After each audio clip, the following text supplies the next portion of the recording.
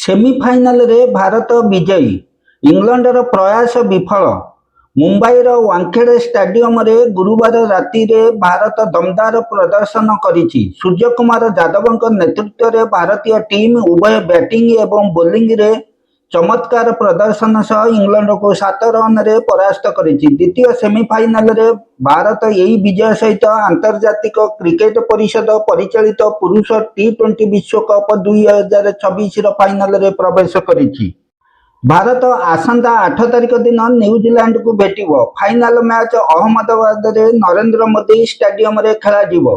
England केवल 246 run करिपारिथिला। England पई जाकब Bethel 48 ball रु 105 रन करिथिले, किंतु से निज दल को विजयी कराई पारि नथिले।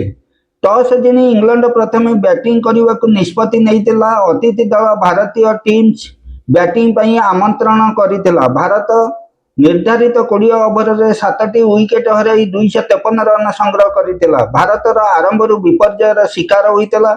अभिषेक शर्मा मात्र 9 रन संग्रह करी आउट होई पवेलियन को फेरी जाइतिले, किंतु द्वितीय विकेट संजू सैमसन एवं ईशान किशन विस्फोरिंग बैटिंग करथिले। उभय खेलाड़ी द्वितीय विकेट पई 97 रन भागीदारी करथिले।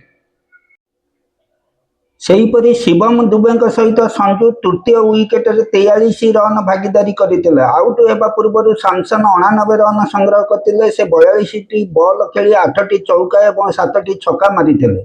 ईशान किशन 18टी बॉल खेली 4टी चौका और 2टी छक्का बॉल रे 39 रन संग्रह करथिला बेले शिवम दुबे बैट से 43 रन मिलिथिला। से 25टी बॉल खेली 1 चौका और 4टी छक्का मारिथिले। धन्यवाद।